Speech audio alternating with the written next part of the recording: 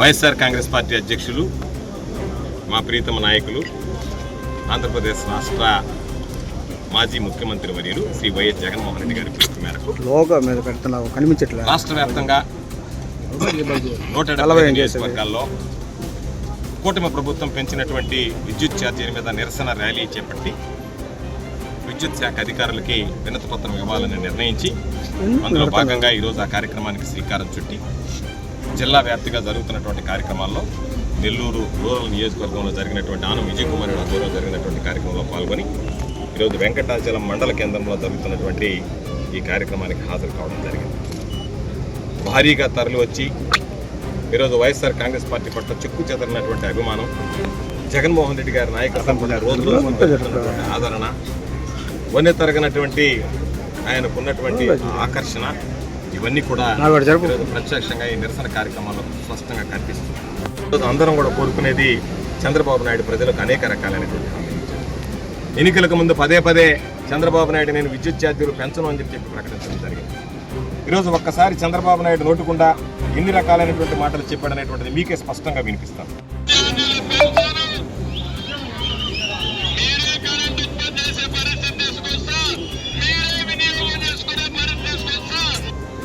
అంటే చంద్రబాబు నాయుడు అనేక సభల్లో, అనేక సమావేశాల్లో ఎన్నికలకు ముందు రాబోయేటువంటి 5 సంవత్సరాల్లో కరెంట్ ఛార్జీలు పెంచను అని చెప్పి ఈరోజు ఇప్పటికే డిసెంబర్ నెలలో దాదాపుగా 30% కరెంట్ ఛార్జీలు పెరిగాయని చెప్పి గగ్గోలు పెడుతున్నారు వినియోగదారులు. మరలా జనవరి నుంచి అదనపు వడ్డింపు అంటే దాదాపుగా 15,486 కోట్ల రూపాయల భారాన్ని ఈరోజు ప్రజల మీద మోపడానికి చంద్రబాబు నాయుడు కూటమి ప్రభుత్వం సిద్ధపడింది. ఎన్నికలకు ముందు మాట ఇవ్వడం, ఇచ్చిన తర్వాత ఆ మాటను తప్పడం, మాట తప్పి ప్రజలను మోసం చేయడం చంద్రబాబు నాయుడుకి ఆనవాయితీ. అయినా సరే పాపం ఆంధ్ర రాష్ట్ర ప్రజలు ఈరోజు బాధపడుతుండేది అనేక సందర్భాల్లో చంద్రబాబు నాయుడు మాట ఇచ్చి మోసగించాడు. మరలా అనుకున్నాం చంద్రబాబు నాయుడు మారి ఉంటాడేమో, ఇప్పుడైనా మోసం చేయడేమో అనుకున్నాం, మరలా మోసం చేశాడని చెప్పి. ఎందుకంటే ఇస్తాను అని చెప్పి ప్రజలకు ఆశ పెట్టినటువంటివి ఇవ్వకుండా ఎగ్గొట్టడం, సూపర్ 6కి సంబంధించి ఏ ఒక్క కార్యక్రమాన్ని అమలు చేయకపోవడం. దానితో పాటు ఈరోజు అనేక సందర్భాలు మేము చెప్పాం, నీకు 15,000, నీకు 15,000, నీకు 15,000, నీకు 18,000, నీకు 18,000, నీకు 20,000 అని చెప్పి ఈరోజు అన్ని వర్గాలని మోసం చేసి ఇస్తానన్నది ఎగ్గొట్టడమే కాకుండా పెంచను అన్నటువంటి దాన్ని పెంచి ప్రజల మీద ఈరోజు అదనపు భారం మోపడం జరిగింది. ఈరోజు ప్రజలందరూ అనుకుంటున్నారు పాలు ఇచ్చేటువంటి పాడిబరిని వదులుకుని మేత వేసేటువంటి దున్నపోతున్న గాట కట్టేసుకున్నామని బాధపడేటువంటి పరిస్థితులు ఏర్పడ్డాయి.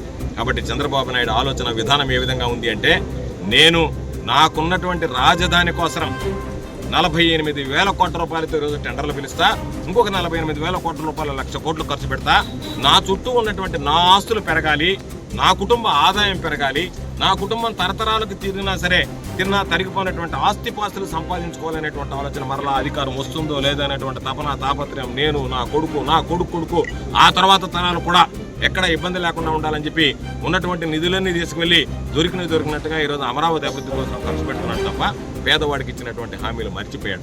పాపం ఎస్సీ ఎస్టీలు ఈరోజు విద్యుత్ ఛార్జీలు ఉచితంగా ఉంటే వాళ్ళకి సంబంధించి ట్రూ అప్ ఛార్జీలు అదనమని చెప్పి ఇంజన సర్దుబాటు ఛార్జీలు అని చెప్పి రకరకాలుగా వాళ్ళ మీద కూడా భారం మోపేటువంటి పరిస్థితి. కొత్త విద్యుత్ ఛార్జీ కనెక్షన్లకైతే, కరెంటు కనెక్షన్లు ఏదైతే ఉచిత విద్యుత్తుకు సంబంధించి రైతులకి, వాళ్ళ వ్యవసాయానికి సంబంధించి ఒక్క కనెక్షన్ కూడా రిలీజ్ చేయకుండా బ్యాన్ చేశాడు. కాబట్టి వీటన్నిటి మీద ఈరోజు ప్రజలు ఆలోచన చేస్తున్నారు. కాబట్టి నేను ఈ సందర్భంగా కోరుకునేది, మనం ఈరోజు ఏదైతే చంద్రబాబు నాయుడు మనకి చెప్పాడో, మన దగ్గర ఓటు తీసుకున్నాడో, ఈరోజు మన హక్కు మనం అడగడం. కాబట్టి మన హక్కుల కోసం మనం పోరాడాలి. ఇవ్వాల్సినటువంటిది చంద్రబాబు నాయుడు బాధ్యత. హక్కుల కోసం పోరాడుతుంటే బాధ్యతగా వ్యవహరించాల్సినటువంటి ప్రభుత్వం బాధ్యతగా వ్యవహరించాల్సినటువంటి ముఖ్యమంత్రి చంద్రబాబు పోలీసులను పురుకొల్పి వాళ్ళ ద్వారా కేసులు నమోదు చేసి భయపెట్టాలనేటువంటి ఆలోచన చేస్తున్నాడు. కేసులకో మరొక దానికో భయపడడం. ఈ మధ్యనే వెంకట శేషయ్య మీద కేసు పెట్టి వెంకట శేషయ్యని ఈరోజు జైలుకి పంపించడం జరిగింది. ప్రభుత్వం ఎవరికి శాశ్వతంగా, ప్రభుత్వాలు మారిన తర్వాత ఎన్ని రకాలైనటువంటి ఇబ్బందులు పడతారో వీళ్ళందరూ ఈరోజు చేసినటువంటి ఈ నేరాలకి జైళ్ళకి వెళ్ళేటువంటి పరిస్థితి ఏర్పడింది. చాలామంది అనుకుంటున్నారు పాపం ఏముందిలే సస్పెండ్ చేస్తారు, ఒక 3 నెలలు సస్పెండ్ చేస్తారా, ఉద్యోగాలే పోతాయా, జైళ్ళకి పోతారనేటువంటిది రాబోయే రోజుల్లో ఈ ప్రభుత్వం మారిన వెంటనే భారీ మూల్యం చెల్లించుకోవాల్సినటువంటి పరిస్థితులు ఏర్పడతాయి. కాబట్టి తప్పనిసరిగా వైఎస్ఆర్ కాంగ్రెస్ పార్టీ శ్రేణులకు అండగా ఉంటాం. ప్రభుత్వం తీసుకునేటువంటి ప్రజా వ్యతిరేక విధానాల మీద పోరాడతాం.